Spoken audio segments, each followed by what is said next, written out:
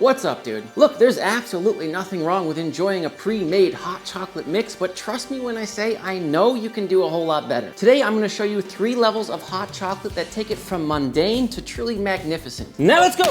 For our first hot chocolate of the day, we are going for the most popular and easy option, which is just a powdered hot chocolate mix mixed with milk. So start by pouring out some whole milk into a little pot, and we'll turn the heat on medium. Once that milk's a little warm, I'm just gonna add in my powdered mix. This ratio is 6 ounces of milk to 2 teaspoons of mix. You can absolutely bring this together using a whisk, but if you have one of these little milk frothing thingies, you can actually do that and get some nice froth going. And just remember, you're not trying to boil this, just getting that milk hot, and it's done. And there's our first chocolate milk ready to go. All right, we got Marcus here. Let's taste hot chocolate number 1. Salud. You know, it's a powdered mix. Classy. Heavy on the milk. By the way, we noticed with the powdered mix, I added like 3-4 times what they recommend, and now it's good. This one's fine, you know, it's fine. It's as good as you want to add scoops of mix. It's fine. And of course, you could just heat some milk up in a mug and then stir in some of your mix. You don't need me to explain that to you. But here's another trick I learned in restaurants for making hot chocolate that works amazing, but you need to have a steamer. All we're gonna do is pour some milk into our little steaming vessel here, and then I'll add in my mix right away. I'll start by putting the steamer right near the surface of the milk to get that paper tear sound for around 5, 6, 7 seconds. At which point I'll let it submerge right under the surface of the milk to create a sort of vortex pattern as it steams. And once it's nice and hot, around 140 Fahrenheit, I'll go ahead and pull it out. Then I'll just give it a few little taps and just getting rid of any of those little micro bubbles. You can see the way it's sort of glossy now. And that's it, just pour it directly into what you're gonna drink it out of. And you have this beautiful latte type top, and then we enjoy. The milk steamer gives it that velvety, luscious, silky top, which I absolutely love. It is really good. For our second hot chocolate, we are stepping it up by using real chocolate, which is the easiest way to take your hot chocolate from here to right about here. I'm gonna start by adding my whole milk to a pot, cook that on medium heat. After about 2 minutes of that warming up, I'm gonna go ahead and drop in my chocolate. And I recommend for the best flavor, you find a semi-sweet, bittersweet chocolate that's around 70%. And of course, if you're one of those hardcore chocolate addicts, you can go even higher than that and make it even more bitter. And then depending on how much sweetener you add, you can really cut through that bitterness to your personal liking. I'm now adding my sweetener. In this case, I'm just using white sugar, as well as cocoa powder. And remember, the full recipe is always linked in the description. And the next step, just a little bit of vanilla extract, about 1/2 teaspoon. And that's it, my friends. Now again, we don't want to boil it. We really just need to get this nice and hot, probably somewhere around 140 Fahrenheit is fine. And give it a really good whisk to get it together. You can see how much richer already this one looks than the last one. And another great trick is just a little tiny pinch of salt. That is really gonna make those chocolate notes come out even more. And once that chocolate's all melted and it's up to temperature, it is literally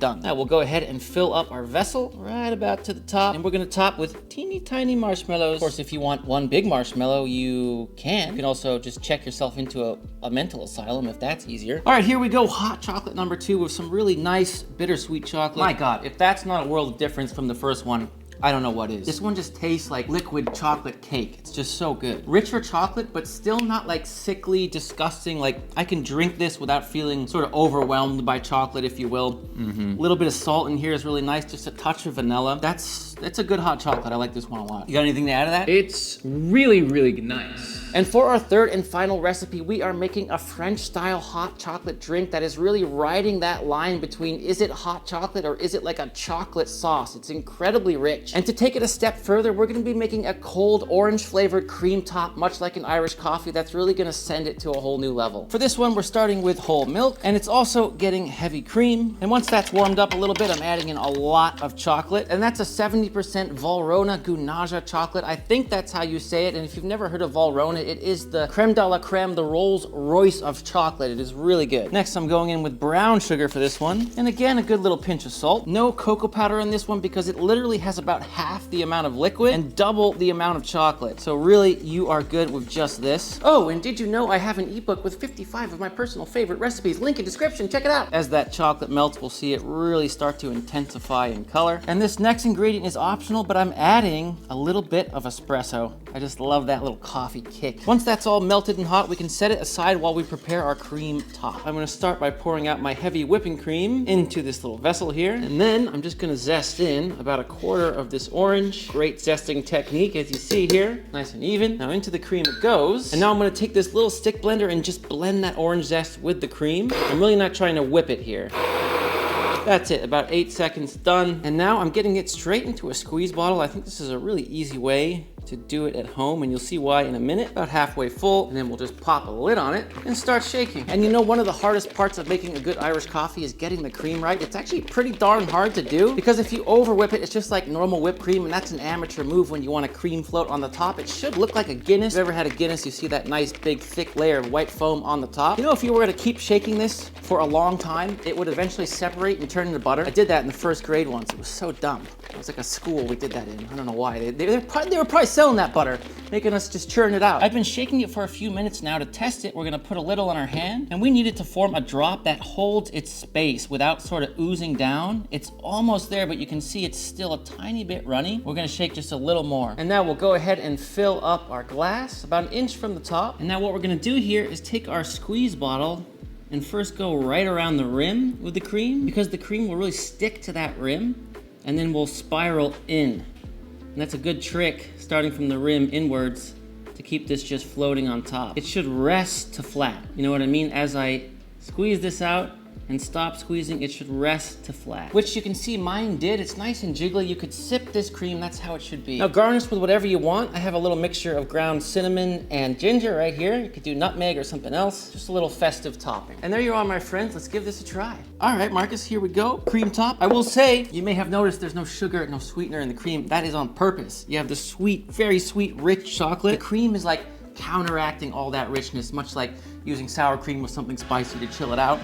Cream for sweetness. Cheers. Boop.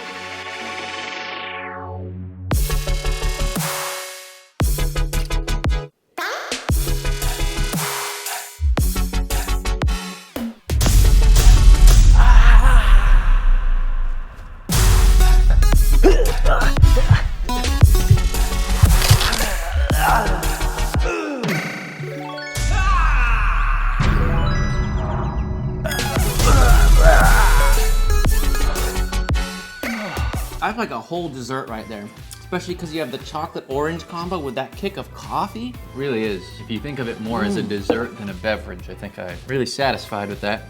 And you get that hot, sweet, hot chocolate cutting through this cold cream, so you get that mixture of, you know, hot and cold, which I love as well. Yeah, I thought this was gonna be too much. This is a dessert. This isn't a beverage. This is end of meal. Break this out, hell yeah, everybody's gonna be blown away. I honestly, like, we're kind of sick of hot chocolate at this point, and the fact I've come back for like 7 more sips is a good sign. You know what it tastes like? Terry's chocolate orange, if you ever had that British candy. That's what it's like, it's awesome. Happy holidays, Merry Christmas, make this. We hope you have a great time with your family, and we hope that you subscribe and, you know, buy everything I've ever made and sold. Like, thanks for watching today, my friend. And if you want to keep learning today, here are 2 more cold winter food comfort recipes that I personally love, and I think you will too. Until next time, you know I love you and I'm out.